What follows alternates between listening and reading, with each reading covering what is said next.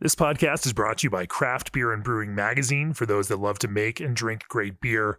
Learn more online or subscribe at beerandbrewing.com or find us on social media at Craft Beer Brew.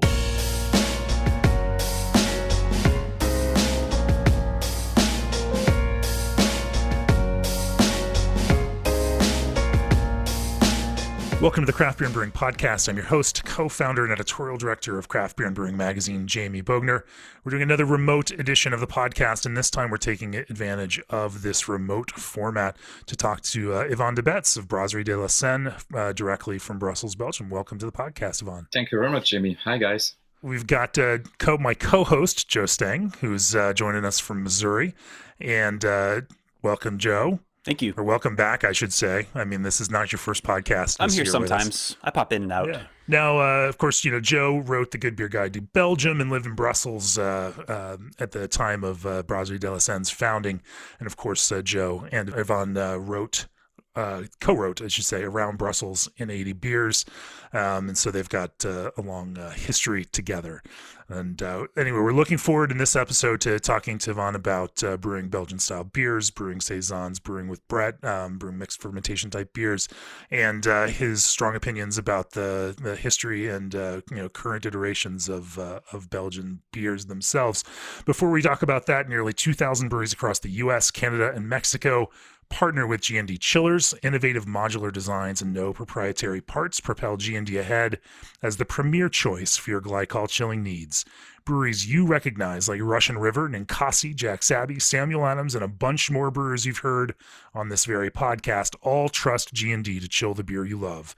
Call G&D Chillers to discuss your project today or reach out directly at gdchillers.com. Also, BSG is partnering with Leopold Brothers to bring a new line of small batch, handmade malts to brewers and distillers.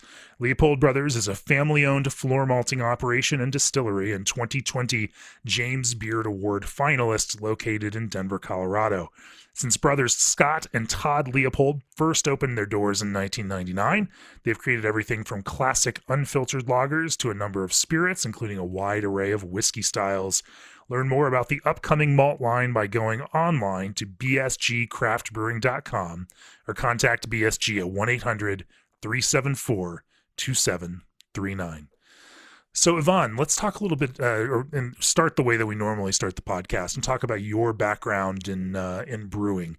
How did you get to the point, where today you founded and now run Brasserie de la Senne? Well, it's a little bit of a complicated story, actually. I can say that I probably cannot say how long I've been drinking beer because it's an American audience, but actually it dates back to the age of 4, I'm afraid. At the time, this blessed time, it was totally allowed to drink table beer, extremely light beer at school, actually. And I still remember my grandmother who came to take me from the kindergarten every Tuesday for lunchtime. And I was allowed to drink one small glass of table beer then. And I think that the seed was planted probably from that day on. Of course, as a teenager, we can drink beer earlier than you guys in the US, and I did. But I think I can say I started to become quite serious about beer when I was 18. And right after that, a key moment was in 1989 when I met for the first time one of my mentors, Jean-Pierre Van Roy from the Brasserie Cantillon. It was my first visit to them, and he had some time to spend with me chatting. And after just 5 minutes, he transmitted me his virus, if I may say now, in this strange period. His love for good beer. And also he's the guy who explained to me that behind a good beer, there are often very beautiful values and that it's worth fighting for those values. So I often call Jean-Pierre my Yoda in beer. He was my sort of Jedi master, and he taught me how to fight, actually, for it. That's the very start. My real background in university is political science and work sciences as well. But during that time, I rarely was in my auditorium, but instead I was always at the Brewing school of that university, and I have some very famous professors there. If I could just sit in a corner, stay quiet, and listen to them, and they very gently accepted that. So I was very often with those guys. But well, I finished my studies. I became a social worker, and my passion for beer grew and grew and grew. I started homebrewing in '97. And then in 2003, at the age of 33, I was quite fed up with my current job, and I decided to try to do something with my passion. And I decided to go to Brewing school for making more classic studies, not just sitting in a corner as I did. That was in Institut Meurice, which is the Brewing school of Brussels. We are very lucky in Belgium because we have 5 Brewing schools of university level. In Germany, they have only 3, and we are a way smaller country with 5. So that's quite cool. And those years, 2003, 2004, have been one of my best years, I have to say.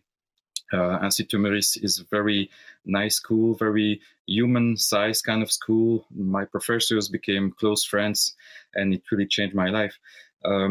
Just after I finished those studies, I became a professional brewer. In between, a friend of mine, Bernard, started to launch a very small brewery in the suburbs of Brussels called the St. Peter's Brauerei at the time. And because he had no formal education in brewing and I was having it, I quickly became his technical consultant. After leaving school, I could work for the De Ranke brewery. That was followed by working for Cantillon after. But in 2006, we decided with Bernard to join our forces because we were trying to put our beers, for me, the De Ranke beers, and for him, his beers in the same cafes, actually. So we said, okay, we will maybe come in conflict someday because of that. So let's join our forces.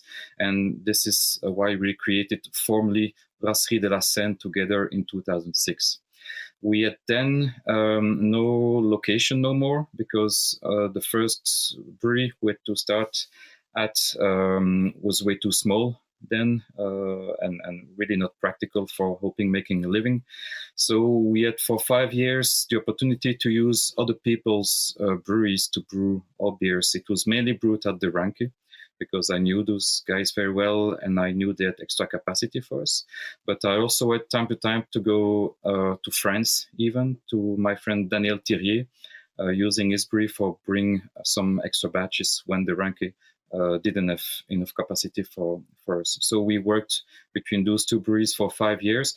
I insist we were brewing ourselves, so it was not a contract brewed for us. We were the brewers who were responsible for all the batches we made.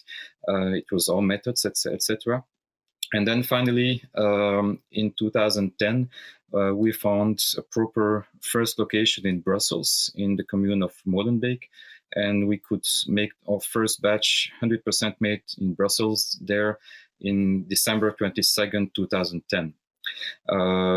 We started producing roughly 1,000 hectoliters, a little bit more, maybe say 1,000 US barrels, with 2.5 people. And when was that? 2019, so 9 years after, we were 20 people making roughly 10,000 barrels, a little bit more, and we decided to build a second Brussels facility in the center of Brussels, actually a very interesting location called Tour Taxi. So this is our third brewery somehow. Brussels is a crowded beer city, and Belgium in general has a significant number of breweries, especially in as a number of breweries compared to the population. Why would you and Bernard decide to launch a new brewery in a market that was already as crowded as it was? Actually, the market is quite crowded because the country is small and we are in the capital of the country, Brussels. And so every single Belgian brewery tries to sell in Brussels because of that. But it was not at all, and it's still not crowded if you take the number of breweries. When we started De La Senne in Brussels, you only had one remaining brewery, and that was Cantillon. So we doubled the number of Brussels breweries at once. And I also always say as a joke, but it's true, that the previous guy who did that did it probably around the year 1060 or something, because Brussels was. The historians don't always agree, but Brussels was born around the year 1050. And so you can imagine that directly you had a brewery, of course, at the time in the region. And then a few years later, a second brewery came. That guy was the first to double the amount of Brussels breweries. And then it was first more breweries coming, then a decline, only one left. And, well, we doubled the number again in 2010. We're quite proud of that. So brewing in Belgium was generally centered outside of the city of Brussels, and you thought that there was an opportunity to build a brewery within the city. Yeah, actually, the city itself had a rich, like super rich brewing scene back in the days. It's very hard to count, also because some breweries closed and then continued under another name and stuff. But there were most probably about 250. Real breweries, I mean, with brewing equipment around 1900, but there were plenty of others who were just buying either wort or beer to breweries having a brew house, basically, for aging the beer themselves and making the right blends. And so if you take those guys into account, it's probably, the number is not exactly right, but it's probably around 400 different places where beer was made in Brussels. It was a hugely important brewing center in Belgium. In 1931, we had in Brussels the Brasserie Willemans. That was at the time the biggest brew house in the world and the most modern, actually. So yeah, the brewing past of Brussels is huge and brilliant. But after the Second War, it was only a decline. Breweries closing one after the other, some being bought by bigger actors from outside the city. And actually, Willemans was one of the last ones to close its doors, bought at the time by what is now AB InBev, and that was in 1988. And after that, only Cantillon was left, basically. Yeah. Is there a stylistic approach that, as you all were talking about forming a brewery, that you felt passionately about, that there was a way and an approach that you wanted to take toward your beer that might differentiate you from some of the other brewing contemporaries in Brussels? Well, of course, not just in Brussels, because there was only one other brewery in Brussels, but even in the surrounding country around you. Yeah, the idea is very simple and was simply to be super selfish. We wanted to brew the beers we wanted to drink. And we love hoppy beers and bitter beers. And at the time, it's something that was almost gone in Belgium. We only had a very few breweries making those kind of beers. And when I was homebrewing, I was making super hoppy and bitter beers already. And we just continue that, trying to find more balance, maybe. But making hop forward beers was the idea for that reason. Since that, the taste of the people changed, and people are nowadays way more open to bitterness and hoppy flavors than they were when we started. And it's a very nice move, very nice social move, if I may say. Let's definitely talk about that, because, especially coming from an American brewing perspective, due to the way that importers have curated lineups of beers, the perception among American audiences, of Belgian beer is generally yeast and ester forward, strongly flavorful, slightly sweet in some ways, and overspiced, quite strong. Right. Yeah. Right.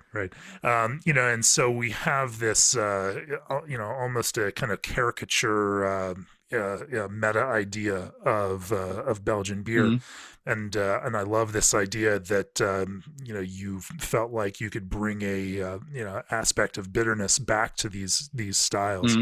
Yeah, actually, what you described is a true caricature of Belgian beer, but it's a reality. It was a reality, at least, and it's actually everything we dislike in beer, probably. So yeah, we with maybe the chance to be able to try so many beers, also from different cultures. I'm talking about the British and the German culture for myself, for instance, that it probably opened our minds.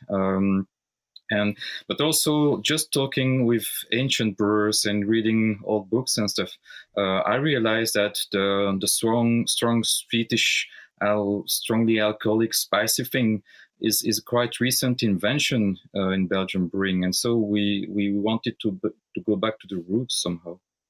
That's an interesting point that, for a lot of the earlier brewing history in Belgium, Belgium grew its own hops, and hops were a common part of that brewing history. What did you, when you were looking through that history, where did you go to find some of that historical inspiration?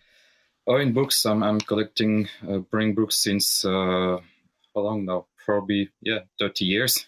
But also, when I started I said to be serious about beer. The main thing I did was to visit all the existing breweries in Belgium, and especially to talk about beer with the current brewers. But each time I could meet an older brewer, the father of the brewery, for instance, I was more interested by those guys because they are like a living memory, actually. And it's when talking with them that I realized that the image we have now about Belgian beer is very different than what they've known in the past, and I thought it was just fascinating, and I always try to find back those ancient flavors. But it's on a modern way, of course. I love history, but I love science also. We have another knowledge now that those people had. So history is always a source of inspiration for me, but I will never claim to clone anything or whatever. It really is kind of incredible how quickly, decade to decade, some of these shifts happen in the brewing world, and we're even seeing that within the world of brewing right now. As the way the beer tasted in the last decade is different than the way beer started to taste in the end of this decade, with some differences. And you're right that kind of generational approach and that view of how things used to be is an important knowledge that we can't lose track of. I want to talk about bitterness, especially within the scope of the beer that most of us in America are most familiar with from you, Taras Boulba, and how you achieve a kind of soft and round bitterness within the scope of these other Belgian flavors. Before we do that, are you tired of the trial and error carbonation processes? Then look at Quantaperm's innovative automated carbonation system for precise carbonation. These systems handle wide flow ranges to accommodate all your beer, wine, soda, or cider styles. You can even carbonate and directly send the product to a packaging line without tankage. Besides carbonation, Quantaperm offers robust and economical systems for nitrogenation and water deoxygenation. All of their systems have an easy-to-use graphical user interface with reports and graphs that you can pull up on your mobile device. Visit quantaperm.com for more information. Also, Grandstand is your source for the latest trends in custom-printed drinkware, apparel, and promotional items. They make your job easy by serving as your one-stop shop for everything. Visit egrandstand.com/lookbook to see what's trending. Yvon, about the bitterness in the beers is what we were going to get to there. The IBUs in your beers and the amount of hops that I know go in there, I think if these were American IPAs, we would end up having our mouths totally coated in resin and they'd be difficult to drink. With your beers, there's a smoothness to them, and you can feel the bitterness, and then it's gone. Could you talk a little bit about how you get this sort of high but smooth bitterness in these beers that I think is sort of your thumbprint of Brasserie de la Senne? It's probably due to to many things, of course, but among them to the type of hops we use. And for our beers, we only use European hops. Actually, for when we do collaborations, we are extremely open to any sort of other hops, US, New Zealand, Australia, whatever. But all our beers are made with European hops, and I really love those ones. It's mainly ancient varieties, but new varieties as well, especially for bittering purposes. And I think that for the kind of beers we make, they are more suitable because the bitterness they offer is more fine in general. It's not over the top. We mix varieties also, of course, to try to average the differences we have from harvest to harvest. We pay attention to the pH of the mash. Of course, it's very basic things, but I think it's easier to get that fine, subtle bitterness with hops from Europe for some reasons that honestly I ignore, but I just found out that it's better with our beers. Can you talk about some of the varieties that you really enjoy using and where they're from and what it is, that sets them apart that you love about them? Well, actually, we use hops only from two European countries. It's from Germany and Slovenia, and I buy all of them directly from one farmer. I do the hop harvest with them each year, and I choose the full batches right after drying. And I think that this also helps to have the hops you want and the hops that will give you the more subtle flavors and finer bitterness. But yeah, name any classic variety, and I will tell you that I love it. Like Harto Mittelfrüh, Spalter, Tettnanger, Saarts, the Steven Goldings as well. These are wonderful hops that are a little bit forgotten those days, except from the people making lagers and pills. But I think it's those kind of hops you can always you think you know them, and actually you will always like rediscover them because they've such a complexity. It's really huge. They are not punching in your face type of hops, which is something I really love, because for me the goal of a brewer when he makes a beer is to make a beer that is balanced, and so do those subtle flavors really help achieving that. For the bittering hops also, I think varieties like, it's a dual for variety, but like Perle, for instance, is a very beautiful hop. You can get really fine bitterness with it. As in a lot of craft brewing for hoppy beers, the yeast has moved later and later into the boil, and then more into the whirlpool, and sometimes it's all whirlpool now. At Brasserie de la Senne, what's the approach to when those hops go in there, and has that changed over the years? Good question.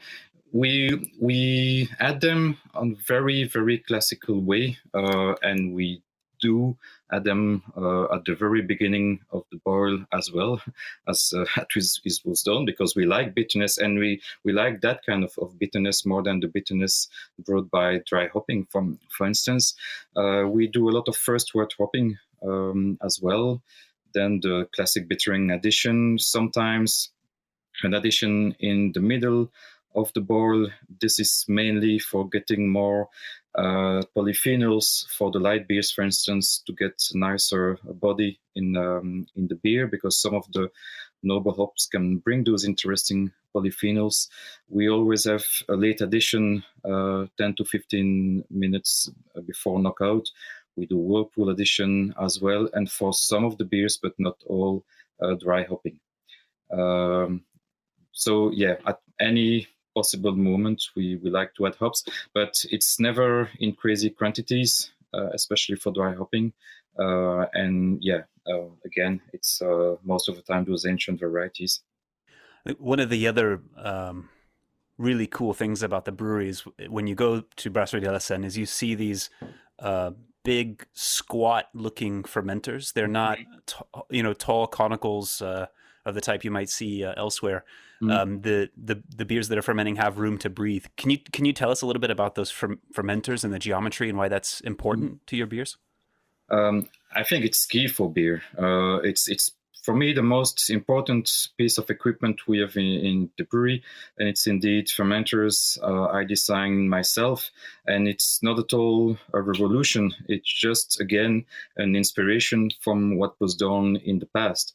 Actually, at the very beginning of my career, I had the chance to work in a brewery with equipment dating from 1930 to 1960. About and did those very wide open fermenters, and I really loved the estery profile from the beers coming out of those fermenters. So after tasting that, I started to talk about tank geometry with as many old brewers I could find. I started to read about it, but there is almost nothing in the literature about that. Actually, there is a lot to be found, how to go from the old style flat fermenter, wide fermenter, to the new style cylindroconical, very tall and narrow one, but reverse, you basically have nothing. But I had the chance to talk with a brewer of a certain age that in the 1960s could experience the move from his classical flat fermenters to new CCTs, and he told me I never could find my beer. I never could find back my beer again with the new tanks, actually. And so I really felt that there was something extremely important in there. And a study by German scientists have shown that from metric from 0.3 bar, which is height of liquid of 3 meters high, they could see on the cell membranes of the yeast some signs of physiological damage brought by the pressure, actually. And so that height of 3 meters became my danger zone that I even never wanted to approach. And so I designed my fermenters to have a height of liquid of 2 to 2.1, 2.2 meters. So I still have almost 1 meter margin towards a danger zone.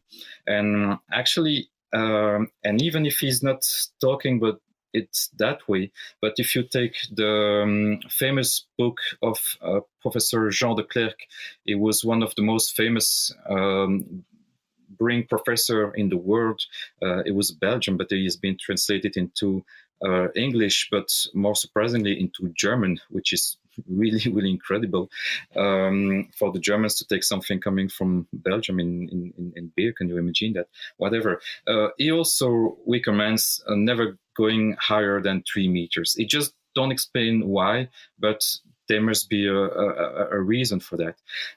Also, Heineken, it's the brewery that probably went the highest with their fermenters.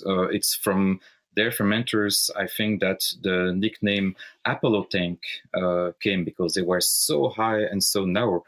Those guys decided some years ago to go backwards and to not having a height of beer higher or whatever higher than 3 meters. And so there is really something in there. I think that more study should be made, but I'm totally convinced that it's the key. What happens in shallow tanks compared to tall, narrow ones is, for me at least, and for my beer, so what I say is extremely personal, but it's a better balance between higher alcohols and esters. In tall, narrow tanks, for me, it seems that you always have too much high alcohols and too little esters. And for me, it's the ratio between those two components which really make the balance in a beer. And so you have less high alcohols and more esters in a shallow fermenter. And for the types of beer I want to make, this is key. I'm totally convinced of that. So you've then, obviously, because you've also brewed some of your same beers at other breweries using more traditional cylindroconical tanks, have that experience of tasting them, in both kinds of directions. I'm curious why you think, as I'm trying to come up with, a brewing logic for more ester production or a better balance between higher alcohol and ester in shorter tanks, I would seem to think that the lower tanks creating less yeast stress might actually create lower ester production, but you're saying that it actually brings it into a better kind of balance? Yeah, totally. Indeed, shallow tanks bring less stress in the yeast, and for me, it's also the duty of a brewer is to don't give any stress for the yeast. The stress is for the brewer. We have very stressful jobs, especially those days. But the yeast should be protected from that stress. I think she does the most difficult job. She works day and night for us, so that's the least we can do for her. But one of the many phenomena that are happening in the tank, if you compare shallow to tall narrow ones, is the convection within the tank due to the CO2, actually. And in the very tall, narrow tanks, the convection is so high that the fermentation is actually speeding up. And this is one of the reasons for that disbalance between esters and high alcohols. Of course, as any brewer, I certainly don't want to have a too slow fermentation and even worse, a stuck fermentation. But I strongly believe that having a fermentation that is not too fast is good for the quality of your beer. This is something, and of course it was not understood at the time, but it's something that is clearly mentioned black on white in the old books. The brewing scholars and the brewers would always favor a fermentation that would go a little bit slower, and they were always a little bit afraid of too fast fermentations. I think there is something again behind that, and of course between a shallow tank and a tall narrow one, the difference in days is not huge. I think that if I would be fermenting my beers with the same recipe in a tall tank, I would probably gain 1 day, 1.5 days, not more. But I'm quite certain it really makes a difference. So it's not necessarily producing more esters; it's just a slightly slower process that seems to create both of those things in a better kind of balance. Yeah, but it's definitely because those numbers exist. If you take the classic book of Bolton, for instance, Bring Yeast and Fermentation, it's in it. In tall tanks, you definitely create way more high alcohols and way less esters. This is extremely well documented. Yvon, when you got the brewery in Molenbeek, one of the things you were really looking forward to playing around with, I remember, was mixed fermentation and blending with lambic. And for my selfish purposes, I'm not sure you ever did enough of that. But now you've got another new brewery, a bigger one. Maybe it opened considering the pandemic, at almost the wrong time. But are you looking forward to playing around more with blends and having a lot of barrels and doing more with lambic there? I remember the old Crianzas and some of the early iterations that were just really wonderful stuff. And of course, we've had some Modestas appear now and then. What have you got in store?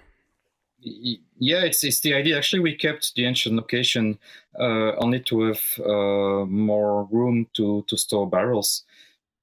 No, actually, since we built the new one, the new one for the audience is fully operational since December last year, so December 2019. We started brewing there in the summer 2019, but we started only making kegs there. But kegs and bottles are made there since December.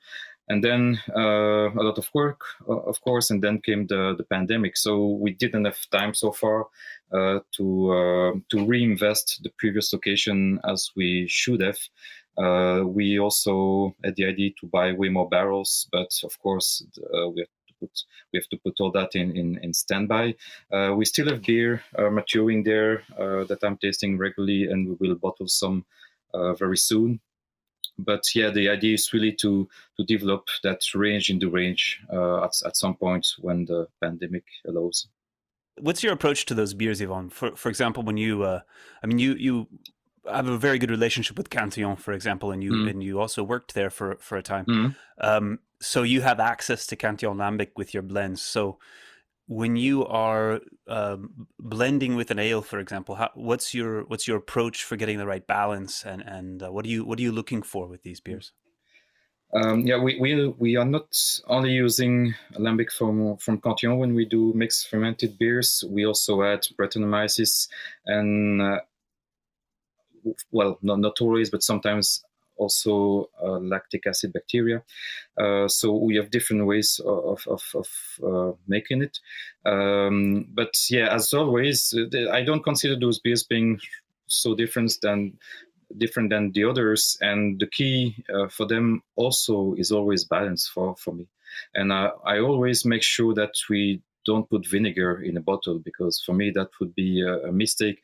And I know that a lot of the palates of some beer geeks have been accustomed to vinegar in a bottle of beer now, but this is really something I do not want to do. Of course, as any brewers, we time to time have barrels that are becoming way too acidic, and sometimes we throw them away. But I always make sure to keep some of them to sort of season the beers. For instance, if you make a Flemish red, I think that there must be a small bite of acidity in those beers. It really belongs to the style. It's not always understood, but for me, it's really key. But of course, it has to be just a very subtle touch. If you have too much of it, it's wrong. And so when we make the beer, it's a special recipe. It goes in barrels with the right bugs, Brettanomyces, lactic acid bacteria, etc. And we try not to make the full batch too acidic, and actually we try to avoid the contact with the air at its maximum. But sometimes the finished beer is maybe a little bit too mellow for the style, and that's why I will brand with a little bit of the more acidic barrels that we kept for that purpose, actually. And starting with a beer that is not clean, of course, but almost clean, and then making that blend with a beer that is a little bit off, for me, has proven to give interesting results, and that are maybe more reproducible. Do you have kind of numbers around what you look for in acidity that for some of your finished beers? No, It's sensory driven. Yeah. I'm not at all a numbers brewer. It's really sensory and intuition also. And yeah, this is, of course, it's then very difficult to share something with other people. Because how do you want to share that? Numbers are easier to share, but yeah, it's my way of doing the things. So no, I will never measure volatile acidity, for instance. But of course, I will always take notes accordingly. It's all sensory. Yeah. Let's talk a little bit more about that in a second. But first, ABS Commercial is excited to be a part of today's podcast. ABS is a full brewery outfitter offering brew houses, tanks, keg washers, and small parts. ABS wanted to do something fun for the craft beer industry, so they're giving away an ABS Keg Viking keg washer live on December 5th, which also happens to be National Repeal Day. To enter, go to www.abs-commercial.com, click on the Keg Viking page, and fill out the contest form for your chance to win. Also, Craft Beer and Brewing's All Access subscriptions give you a year of the print and digital editions of the magazine, plus access to our library of video courses, a special deep dive email only for All Access subscribers that is put together by Joe Stang right here himself, premium content, and All Access exclusive merchandise. Subscribers are the first to see every new issue, including our annual Best in Beer issue that's out now, which also includes a Pick 6 story from Yvan right here. Go to beerandbrewing.com and click on the subscribe button to join now. Our shameless approach to tie all of this in together in an integrated editorial pitch. So let's talk a little bit about that idea of acidity, especially in beer that Americans might call sour, that Belgians may not exactly refer to as sour. And you did mention earlier that a palate that has developed among consumers, and that is one that seems bent towards very extremely high levels of acidity. You mentioned a little bit that you're obviously trying to find a better balance there. How do Belgians in general, culturally and within the brewing world, approach that idea of acidity, and how do you find that differs from some typical American brewer approaches to it? You talk about brewers, not consumers. Sure. Okay. Well, I think it's a little bit the same. I will mostly surprise you, but making sour beers was almost a forgotten art in Belgium. Because the consumers didn't want to drink sour beers since decades and decades, and so even if it's weird, it's almost a new thing for us. I know it totally sounds crazy. Of course, some never stopped. Cantillon is one of them, and Fontaine and some others.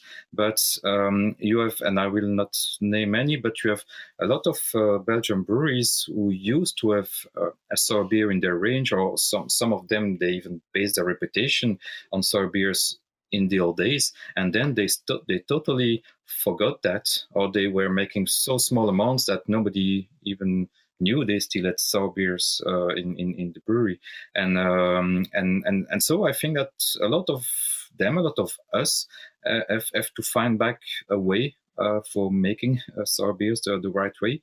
But I think that idea of finding a balance in the beer is something that we share among a good bunch of Belgian brewers, and nobody like extreme flavors in Belgium. This is not something Belgium. I have to say that in the old days it was the same. When you read the old books, a strong acidity in a beer was, except for few cases, and even that is not sure, but it was always seen as something negative. And the brewers would rather try to find all the possible ways to cut that strong acidity to balance it with something sweeter. And so we are never been in a culture where acidic was the norm. Of course, back in the days, the beers were way more sour, and the sour taste was called the taste of the north. North is Belgium, the south of the Netherlands, and northern France. From a sociological point of view, the people in that region had exactly the same taste, and especially for beer, and they wanted some tartness in their beer, some sourness, and they wanted to have wine-like qualities in their beer too. And they called all that the taste of an old beer. But old, which is now an adjective that is a little bit negative, was extremely positive as an adjective 100 years and more ago. So the taste of old was something seen as good and desirable from the consumer point of view. And sourness was part of it, a very important part of it, but a balanced sourness. And it means, even at the time, at the time they don't mention it that way, but we talk about lactic sourness rather than acidic sourness. With, again, the exception of the Flemish red, that for me needs kick of acidic sourness for sure.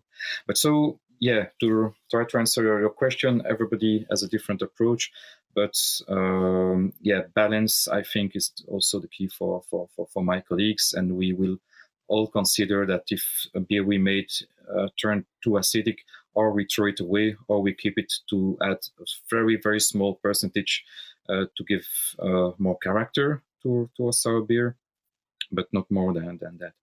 Well, one of the masters in that art is Jean Van Roy from Cantillon.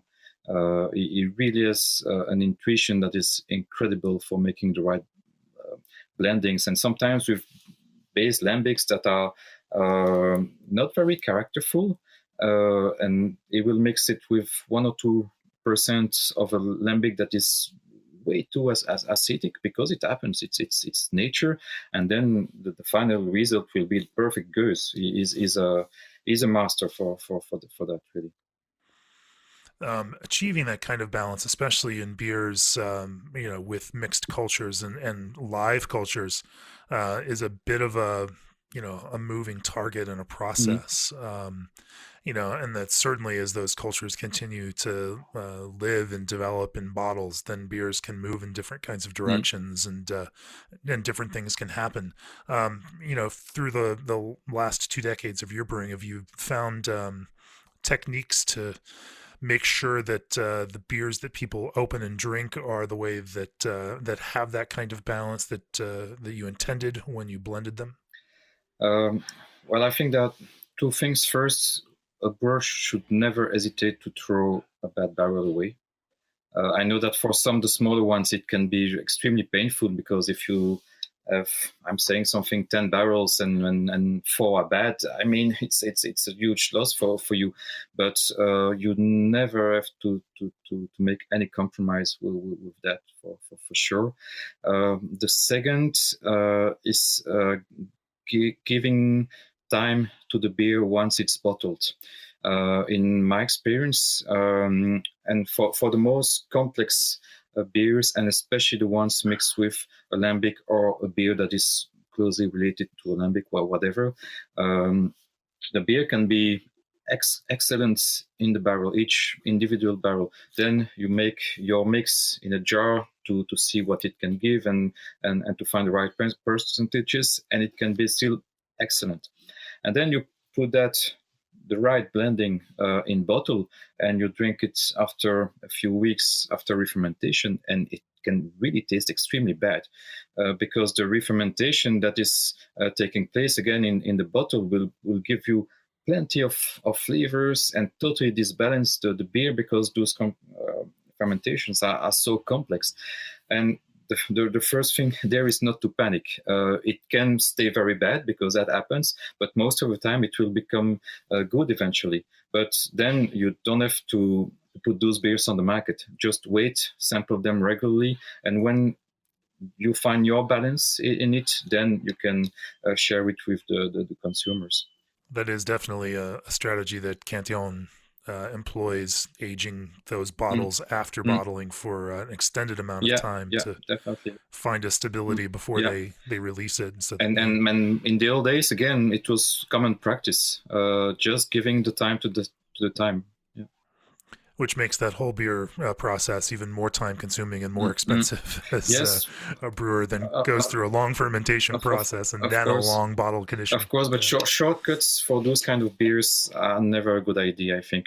And attention, sometimes it can work, but I think that most of the time it won't. I want to ask Yvan about something that I think is near and dear to all of our hearts, and that's Pilsner. One of the reasons that I am angriest at this pandemic is that sometime this year I should have been sitting in Brussels drinking Senne Pils, and I have not gotten to do that yet. And I think that that I don't think a lot of people outside Belgium who love Belgian beer maybe don't understand how important Pilsner is to the beer culture in Belgium. We see the specialty ales, the Trappist beers, and of course the Lambic. But the everyday beer of Belgians, just like the everyday beer of most people around the world is lager. It's a pilsner. There's a reason it's not widely exported, because it doesn't taste like much most of the time. So I would love for you to tell us a little bit about your pilsner, the Senne Pils, and how it came about, and what goes into it. Well, once again, it's selfishness, I should say, probably, because it's extremely hard to find just a pilsner in Belgium, because the Belgian people, the average Belgian drinker, always calls I will not name any brand, but the yellow thing he gets in the cafe, he will call that a pils. For me, it's not actually. It's a lager indeed, but even a lager, but when you know at which high temperature those beers are fermented, no, you can ask yourself a question if it's still a lager, but whatever. And so in the Belgian culture, this is what a pils is. It's really not for me. And pils is probably my favorite style of beer. B, the most challenging beer to make for a brewer. And I like those kind of challenges. It's a beer that I call a naked beer. It means that if it has any problem, any default, it will just like smash your face directly. So you'd better be good when you make a pils. And I'm not claiming that ours is the best, but it's challenging us each brew. And I really, really like that. A pils for me is like a definition of beer. It's the beer you want to have when you want a beer. Period. It's as simple as that. And again, in this style, if you don't find the right balance, then your beer is totally worthless. I have to say that if we make the Senne Pils the way we make it now, it's more thanks to somebody else than to me. I asked one of my mentors to help me making it, and this guy is Eric Toft. He's the Braumeister at Brauerei Schönram in Germany, and for me, he makes the best pils in the world. And I wanted to make a pils even before I was a professional brewer. It has always been a dream, but I never dared to do it without having more experience of just making ales. And also I needed an equipment that I didn't have before. But when I had all that, I still was totally freaked out, to be honest. And you can only feel humble when you have to make a pilsner, because it's so complicated. And so I asked my good friend Eric, could you please give me some tips or help me? And he was extremely generous in that, and he even came to Belgium to brew the first one with me, and so I felt way more secure with him on my side. Can you tell us about the Senne Pils? What's it like, and what are the hops going in there? And it's a Brasserie de la Senne beer, so I assume it's quite bitter. Yeah, but actually, we took more inspiration from the pilsners of northern Germany, who are typically and traditionally more bitter as well. But of course, I wanted some bitterness, as Eric wanted. Is Schönram Pilsner is quite bitter too. But of course, it has to be an extremely fine bitterness, which in our case is not at all easy, because we are working with a very hard water, and we have no way to change the water easily. We don't have that equipment for the moment, at least. So we had to take great care about managing the pH during the brew. So we do that by, like for all our beers, by adding some sour malt in the grist. But for the pilsner, we also played on the top of that with some lactic acid, which we add in the mash and in the boil, actually. Very important. It's always important pH, of course, in brewing, but for making that type of beer with a hard water, it was really key. And so we tried to cast out the wort at a pH of maximum 5.2. We also use extremely fine hops. We use a lot of tradition in this beer, perle for bittering. It's only kettle and whirlpool addition, and we also do a decoction. It's a single decoction, but still it's a decoction because I'm convinced. But once again, some studies will show it's bullshit, and others will tell you it's true. But I'm personally convinced that it's very important, that decoction, for having a good malt depth in your beer, and for a style like this, for me, it's very, very important actually. How long is the decoction?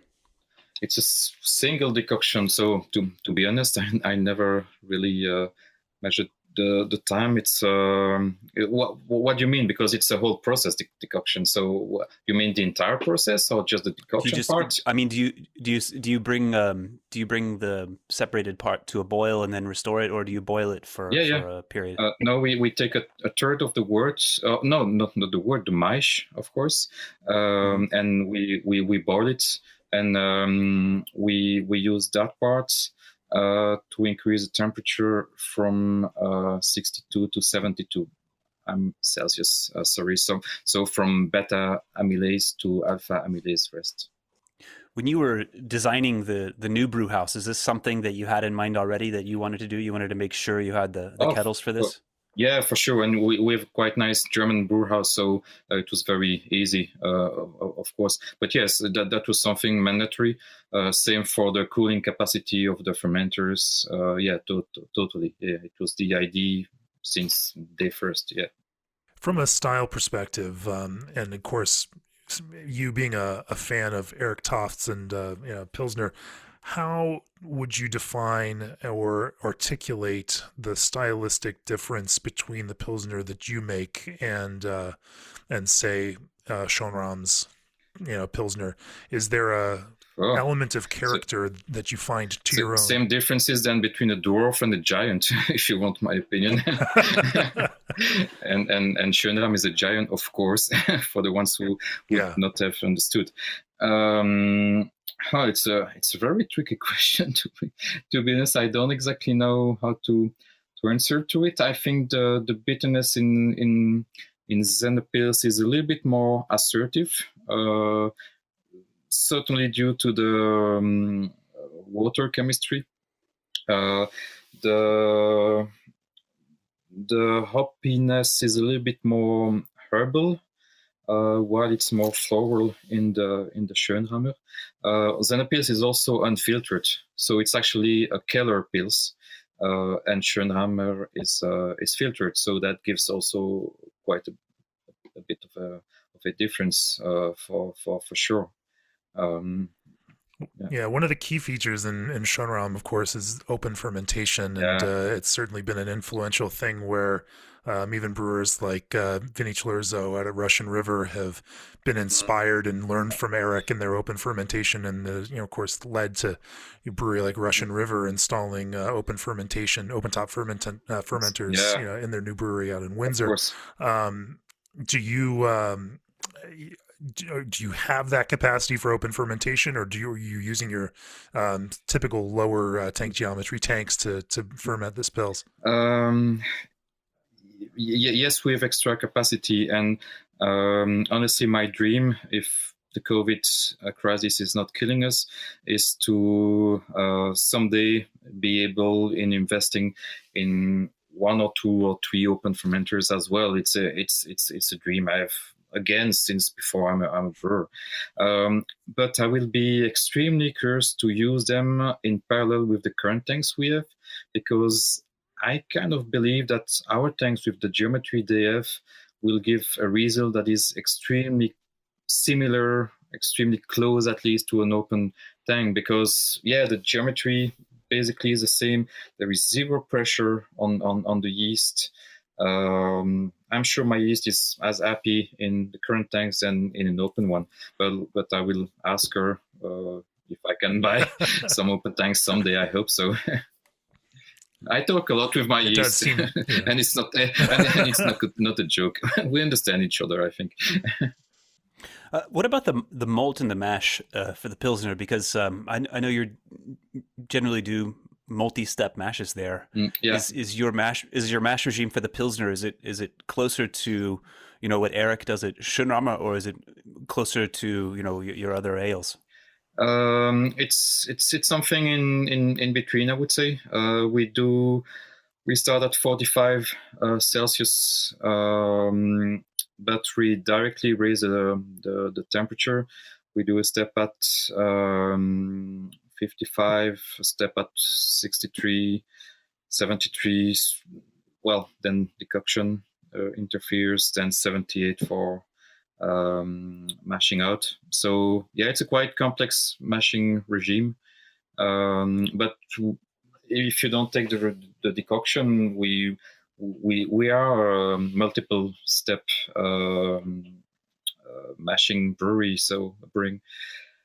So yeah, it's not like so special for us. Yeah, and even if we work with the best maltings of Belgium, and I'm extremely secure with the quality of the malt, I still like the multiple step actually, because I think it allows you to have a better constancy in your beers on long term.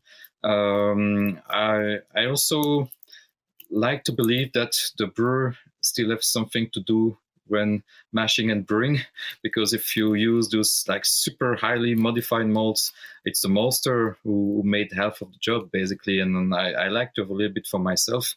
And our malt is very well modified, but not at all like super modified. I would feel uncomfortable working that way.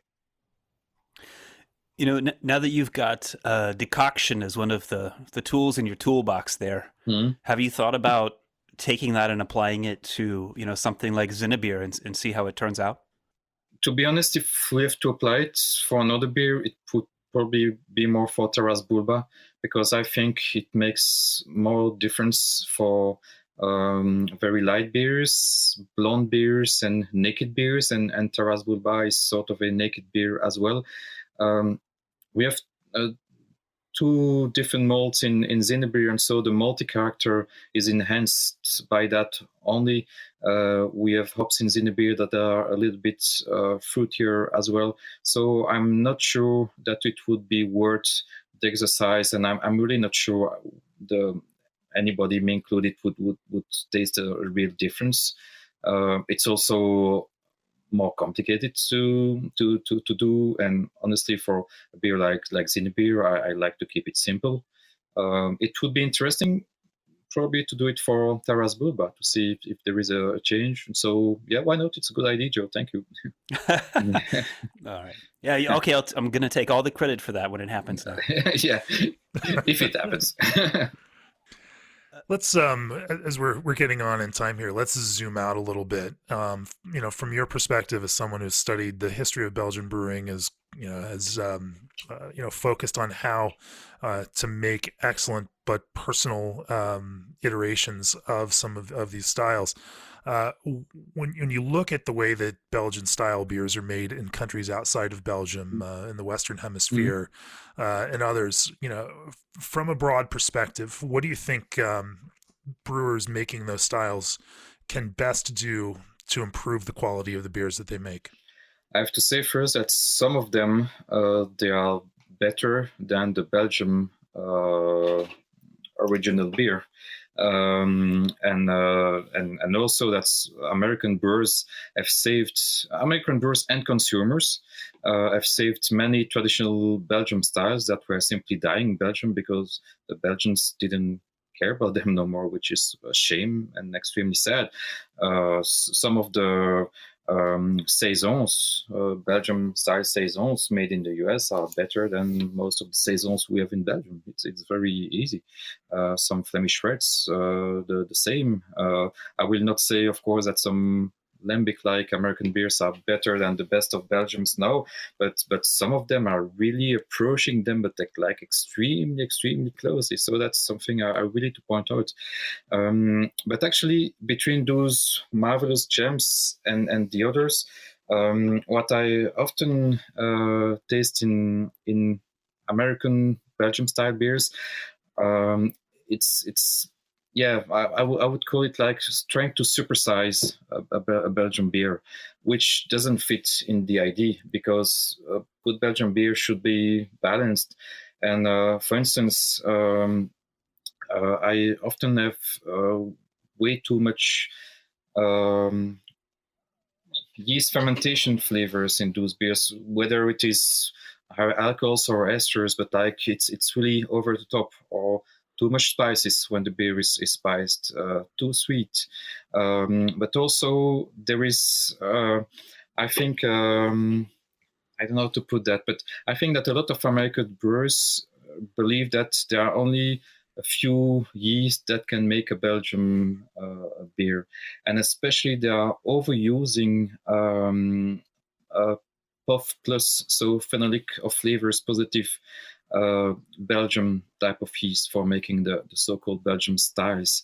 When I'm judging at the World Beer Cup, for instance, very often the Belgium style beer are overly phenolic, but like overly, it's almost undrinkable because it's so medicinal.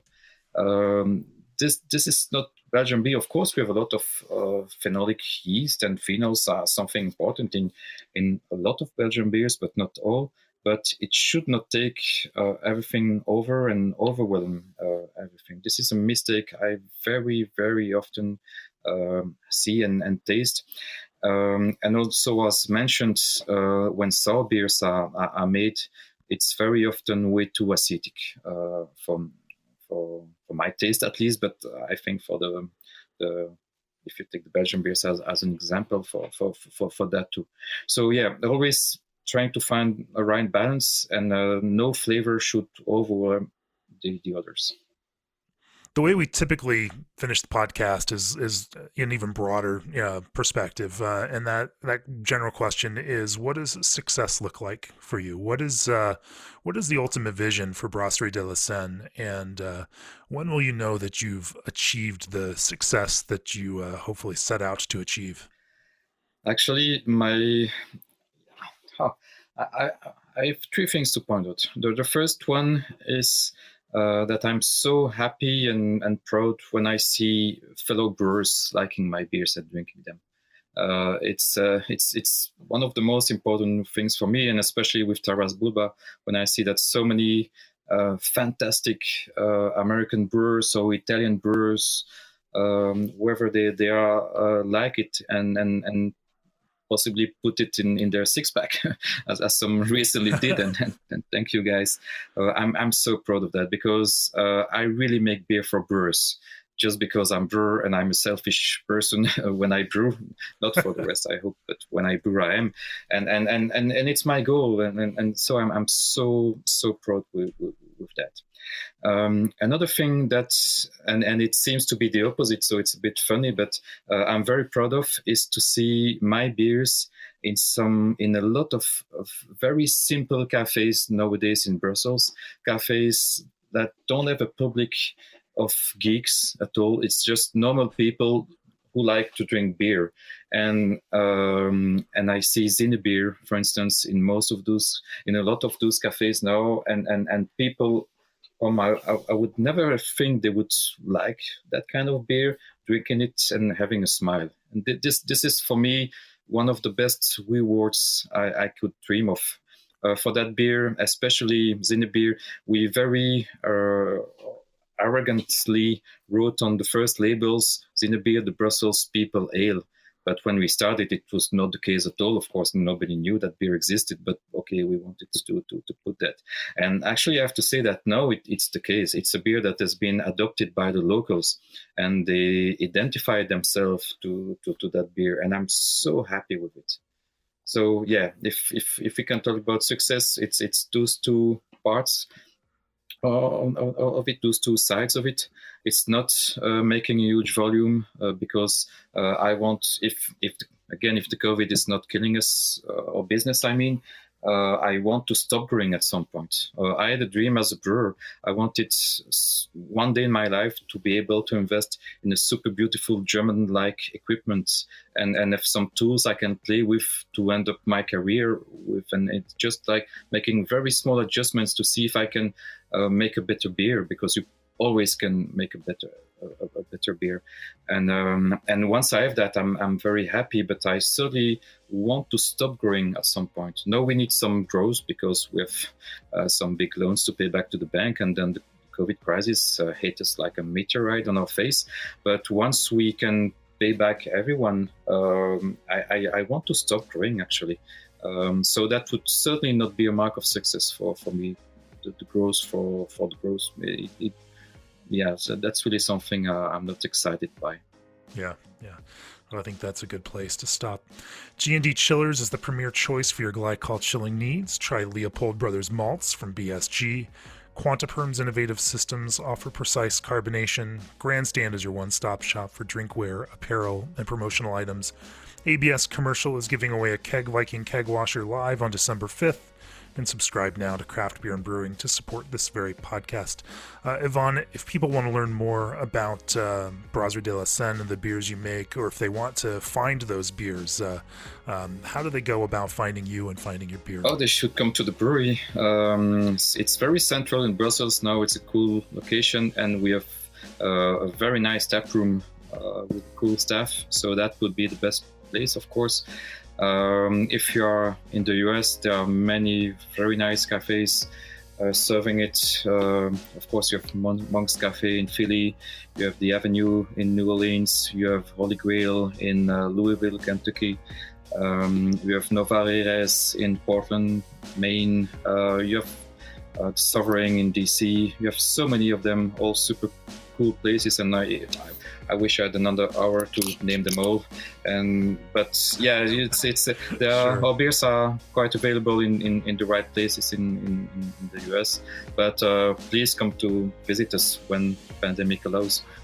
I want to make a small appeal there, because if you've ever had a glass of Taras Boulba in the United States, and it's worth it, but we probably paid quite a bit for it too. And people talk about how Guinness is better in Dublin, and I was very spoiled to live in Brussels for a while and have Zinnebeer and Taras Boulba as everyday beers for me. And ever since I left, I've been trying to go back as often as I can. Unless you've had these beers fresh on draft in Brussels, I'm not sure you've yet had them, really. So let's bring on the vaccine and let's all get to Brussels and check out that tap room. Can't wait. Yeah, welcome, guys. Well, we'll get over there as soon as we possibly can. Yvan, Joe, thanks for joining me on the podcast this week. It's been a wonderful conversation about brewing. Cheers. Welcome. Cheers. Guys.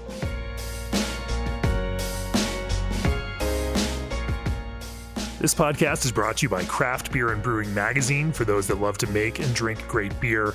Learn more online or subscribe at beerandbrewing.com, or find us on social media at Craft Beer Brew.